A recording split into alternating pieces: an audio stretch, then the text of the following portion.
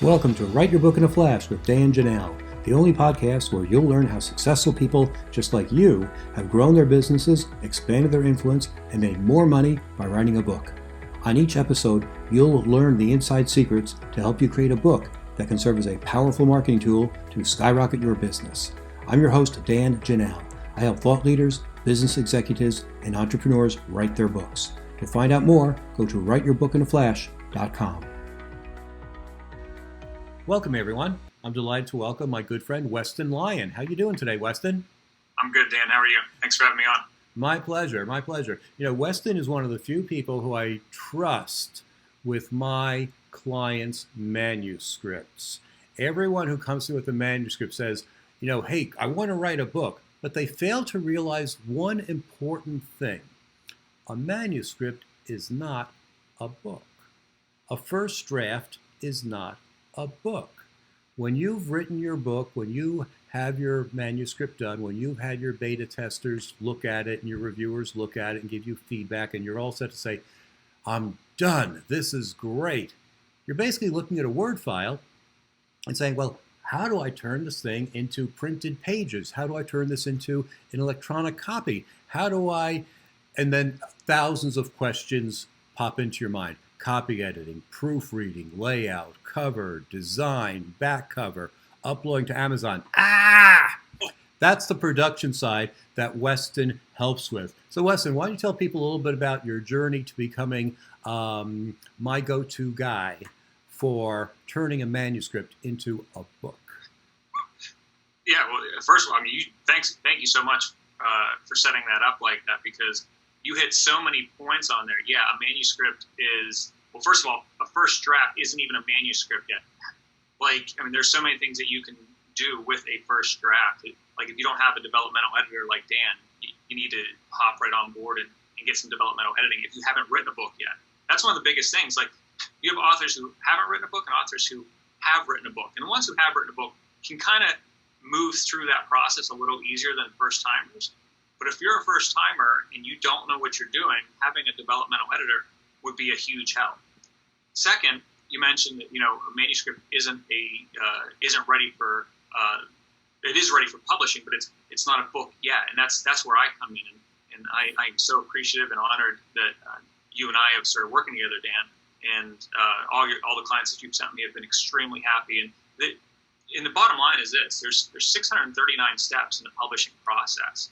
And now I'll talk about three main steps that everyone needs to be aware of, but there are a lot of steps when it comes to publishing a book. In fact, let me take 1 second and just back up, because there's three main phases that I think all of your listeners should know about whenever it comes to writing and publishing a book, so they can either grow their business or start a business of writing and publishing. So those three phases are really easy. It's phase one is writing, phase two is publishing, and phase three is marketing. Mm-hmm. So as an example, in the writing phase, either you've written the book yourself or you've hired a ghostwriter like Dan to help you write that book. And if you're writing the book yourself, you might have a developmental editor. You might be doing it all on your own. But nevertheless, once you have that first draft and that second draft done, you have your manuscript ready to go, then you move from the writing phase into the publishing phase. And in the publishing phase, like I said, there's 639 steps. There's three main ones that you need to be aware of. Number one is editing. Number two is design. And number three is publishing. That's the publishing phase. And then once you're done with the publishing phase, once the book is done, you have either a printed book, a Kindle book, both, what have you. Then you're going to move into the marketing phase, and that's where you're going to start, you know, getting readers and converting those readers into clients, so on and so forth, depending on your goals in that phase. Wow, 639 steps. Now you know why I don't get involved with this at all. I'm not sure, but I think there's 639 bones in the human body. I think there's a close correlation there. That's daunting, and that's why, as writers, I personally don't want to get involved in any of that because it's way too detailed work. Let's break each of those down in the time we have today. Let's talk about the editing. What should an author do to make sure that they are ready to speak with someone like you, that their manuscript is really rock solid? Can they make any changes once they give the book to you? I guess that was my real question. Well, actually, there's two questions in there. So what can they do before they come to someone like me? Well, number one is make sure that, it's not just a first draft. Don't just slop it all on a piece of paper and hand it over to someone. What you want to do is you want to read it a couple times yourself. You want to make changes. It's a good idea to get a couple friends just to read it over. That they might help you. And again, if you're not hiring a developmental editor, or you might have friends just to read it over. If they're good at English, even better. They're not going to make all the corrections. That's what we do in the publishing phase.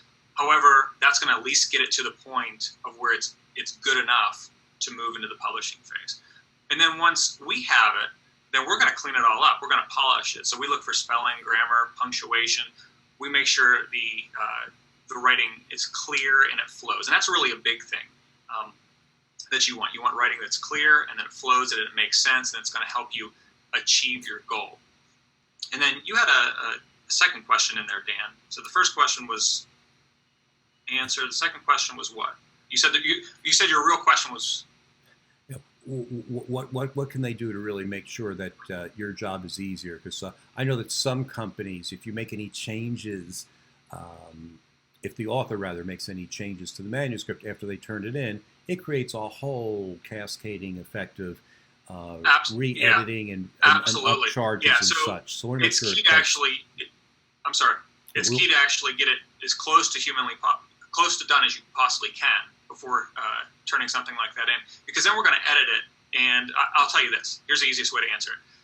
If we spot something that doesn't make sense, if we spot something that isn't clear, we're going to do one of two things. We're either going to come back to you and say, hey, listen, there's some spots in here that really need some help. Let's help you with that. And we'll kind of help you massage it. Or if you're working with, a ghostwriter, and most likely that's not going to happen if you're working with a ghostwriter. They're going to send a nice, clean copy. That's why I love working with Dan. Every client that we receive from Dan, the books come to us nice and clean, and we don't have to go back to them. However, if they do, we're going to say, hey, go back to your ghostwriter, or hey, you might want to look at these several things. We'll coach them through that process. If it's close and we kind of know what they're going to say, we'll actually make the changes ourselves, and then we'll send it back to them and say, hey, we made a couple changes, and we have a color-coded system that we highlight to make it really easy. And, read over it. If it sounds good, we'll prove it, and we'll move forward. If it doesn't sound good, let's coach through that process to make sure that everything is good to go on your end. Because, again, clarity is key. Okay. A lot of people have trouble understanding the difference between a copy editor and a proofreader and a line editor. Can you tell us what each of those people do and in what order they do it in? That's a great question. You would actually probably be able to answer that better than I can, because in all honesty, I kind of lump everything together. And here's why I do it that way. I look at there's two types of editors, in my opinion. There's different names for everything, but there's a developmental editor, and then there's a line editor. And you can say whatever you want about that, but the developmental editing side is whenever you're actually developing the story. You're developing the message. You're trying to figure out how the book is structured, how the book flows. That's done in the writing phase, by the way. In the publishing phase, that's where we're going to take it and we're going to clean it all up. And I don't even call it line editing to my clients. I just call it editing. It just simplifies the whole process. I think there's way too many moving parts for them to, they're going to get confused on. So I really try to make sure everything is simplified. Here are the three phases. Here are the three steps. Here's everything you have to know. You don't have to know all the ins and outs of the publishing phase. All you have to know is that your book is going to be edited, designed, and published whenever you're done in the publishing phase. Great. Let's talk about the editing process.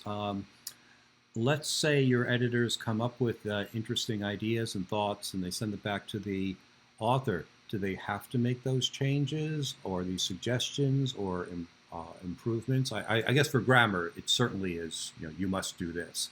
But for other questions, how much latitude does the author have versus the publisher? A great question. It's a back and forth. So, and it's pretty streamlined. Like whenever we have our hands on it, we're going to make the book the best book it could possibly be. So like from a grammar standpoint, we're going to just make the corrections. We actually send two versions, if you will, to our clients. One is called a sloppy copy and one is called a clean copy. I tell them, listen, if you want to go back through and check our work, feel free. I'm going to give you the sloppy copy version. And the sloppy copy version shows literally hundreds, if not thousands, of highlights. And that's where we made changes. And they're different color coded. So like if it's simple grammar, we put it in a specific color. If it's, hey, we change this whole paragraph around, we put it in a different color than that so it sticks out. And we go back to them and say, read over this. Make sure it sounds good to you. If it sounds good, then let's just move forward. If it doesn't sound good, how can we make it sound better? Because ultimately, Dan, it's their book. I'm not a publisher per se. I facilitate the self-publishing process. So all my clients, they keep 100% of the rights. It's their book. They can do whatever they want with it. I'm going to make suggestions based on being in this industry. I've written 20 books myself. I've been in this industry for 10 years, helping entrepreneurs write and publish and grow their businesses with their book. All my suggestions, I don't have an agenda for them.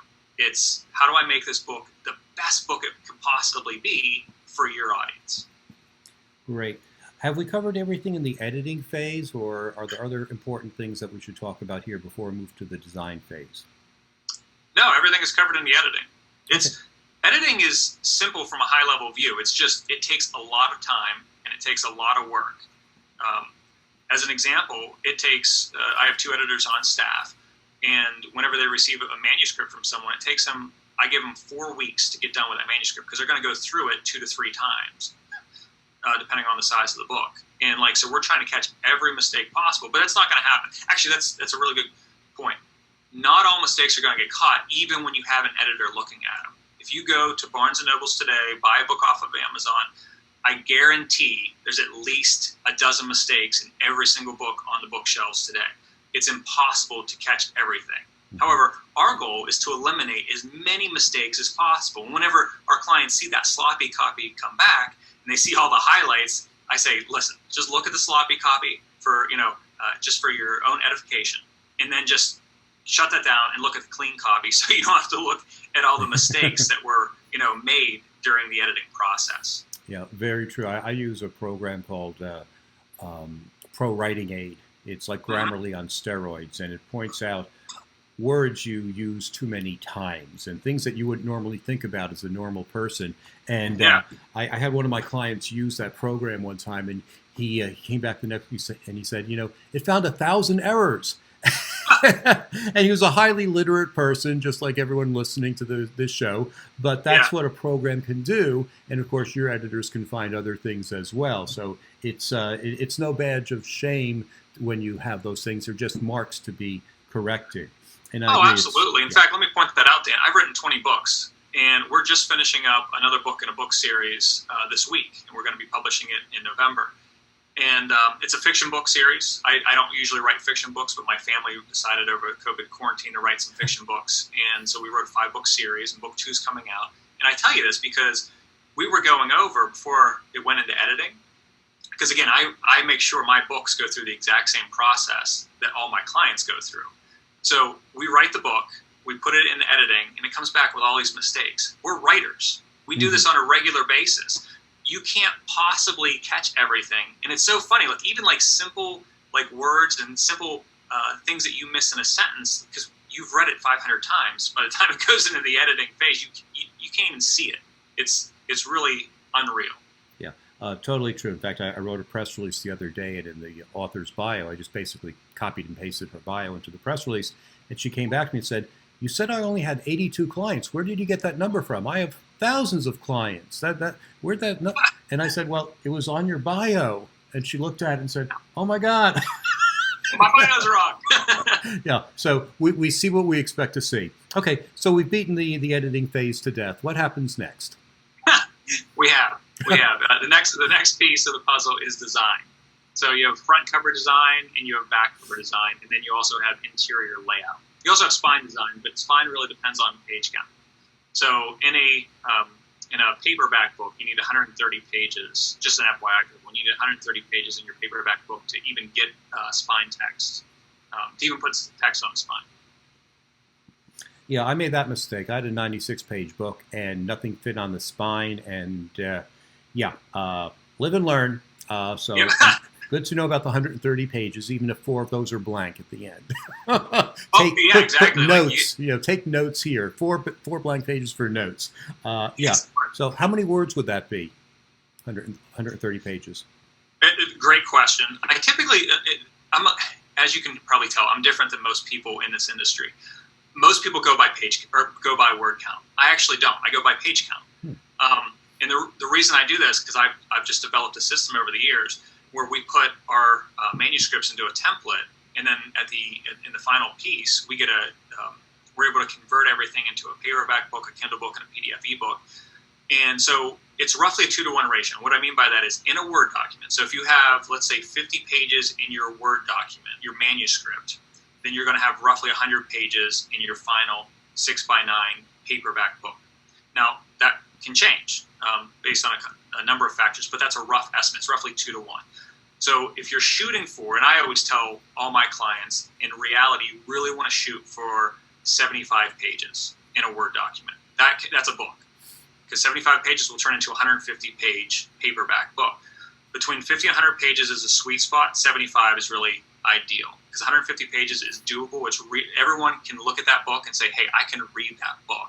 And that's the key to writing a book that's actually read, is something, unless you're dealing with like a fiction type audience where they actually love to read hundreds and hundreds of pages. If you're dealing with a business book, then you want between 100 and 200 pages. So to go back and answer your question, I don't look at word count, I look at page count. So if we're shooting for 75 pages in a Word document, it'll turn into a 150-page book at the end. Did that answer your question, Dan? Sure. So again, going back to the Word document file, and I know you provide your clients with a sample template that they can work with, and I've used that with my clients as well. Are we talking about single spacing or double spacing, or to put it another way, how many words per page on a Word document are on a page? Roughly 400 to 500. 400 to 500 words per page. Great. Okay. Yep. Because some people double space or single space. Yeah, our spacing is 1 1/4. Perfect. 1 1/4. Excellent. Great. Cool. Okay. What do people need to know about designing a good cover, especially for a business book, because that's really our audience? Yeah, great question. Number one, don't do it yourself. Why not? You want to hire a professional to do that. You can design it yourself. And in my first 2 books, I actually did design myself. And it was just to get the book out into the marketplace. However, I learned very quickly, and again, it all depends on your goal, very quickly that book covers sell. And, we've all heard the old adage, never judge a book by its cover. That's true. We would hope humans would not do that. But, human to human. But in the book world, we do judge books by their cover. I'm in this industry. When I go on Amazon to buy a new book, I'm attracted by covers. It's the attraction that really gets them, to turn the book over or open the book up to see if they're actually going to read that book. Book covers are extremely important. When it comes to business people, it doesn't matter as much in terms of thumbnail. So there's 2 different industries. There's the nonfiction, which are more like business people, and then there's the fiction world. In the fiction world, your thumbnail, meaning the little picture of your cover on Amazon, means a lot. It's a huge selling point. In the business world, it does matter. It doesn't matter as much as in the fiction world, but it does matter. And there's 2 different types of front covers you can have. You can have image-driven covers, or you can have word-driven covers. And it really just depends on the type of brand you're looking to build. So, for instance, if you're trying to build a personal brand, maybe putting your picture, getting new headshots done, and different types of those headshots, and putting your image on the front is a good way to brand yourself.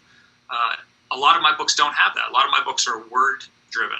So, for instance, my latest book, Stop Chasing Prospects, it's big letters, Stop Chasing Prospects, and then it has a subtitle at the bottom. And so both covers work. It really just depends on what you're going for. The other thing I would say is, don't brand your book with your logo colors necessarily. You can do that, and there's a way to do that. But if you're doing it yourself, it's going to look really cheesy. And the book is really not meant to be, even if it's for your business, it's not meant to be a marketing piece, even though it is. It's meant to position you as an authority in your field.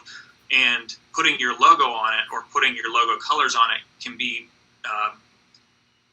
you can poorly position yourself by doing that, because now someone sees it as a marketing piece versus as an educational piece.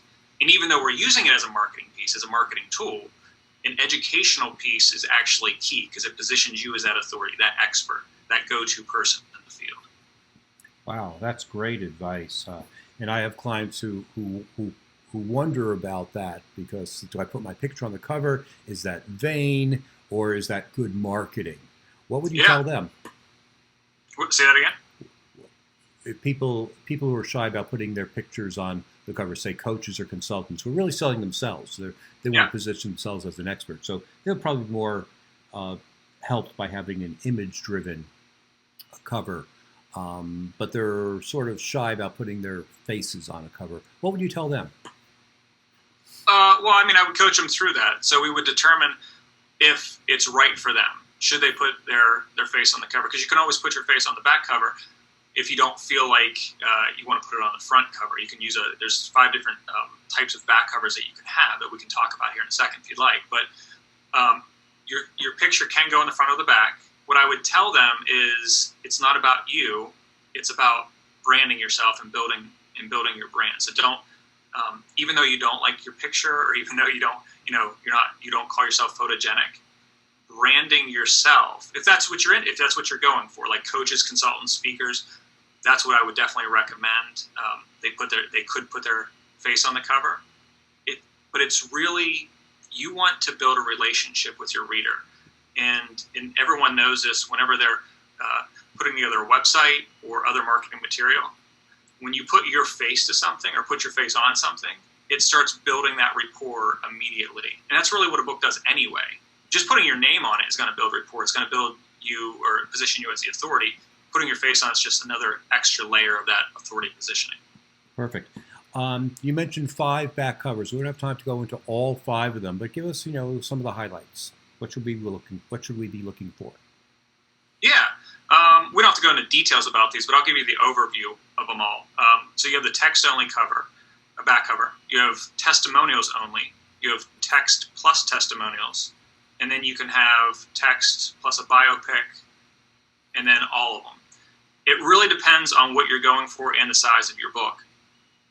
So, for instance, if you have phenomenal testimonials, then you should either have a testimony, like all testimonials on the back, or you should mix it between text and testimonials, meaning like 1 or 2 paragraphs to pull someone in, and then like 2 or 3 or 4 testimonials to drive home the fact that you're an expert in your field.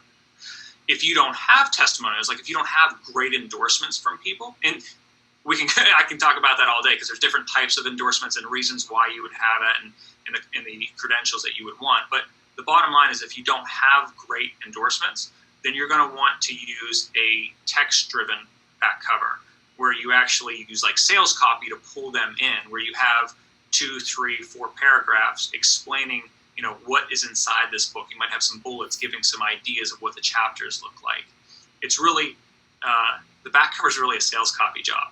It's not even, there's 2 different types of writing, and I know you know this, Dan, but there's content writing and there's copywriting.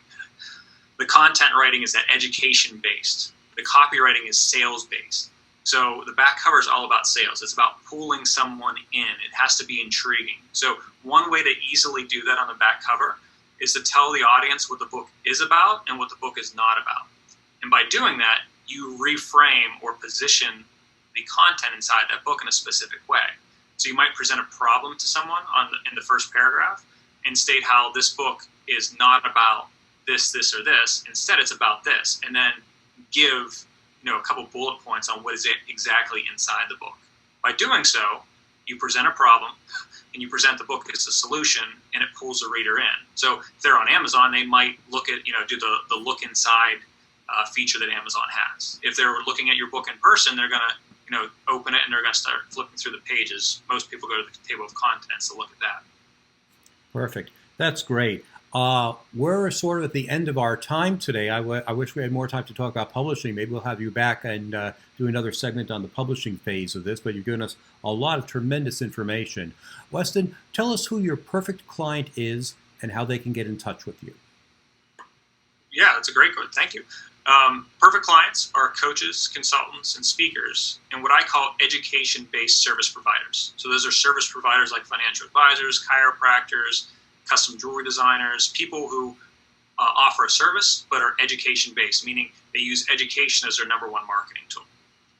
And if someone wants to get a hold of me, they can just go to my website, plugandplaypublishing.com. That's plugandplaypublishing.com. Or they can shoot me an email if they'd like. Fantastic. It's really, really easy. And I'm sure Dan will have it in the notes. Fantastic. Thanks for being with us today, Weston. Thanks, Dan. Thanks for listening to Write Your Book in a Flash with Dan Janal, the only podcast that shows you exactly how people just like you have built their businesses by writing a book. If you'd like to write your book but don't know where to start, you can find great information at writeyourbookinaflash.com. Thanks again for listening. We'll be back next week with another insightful interview to help you become a top business leader.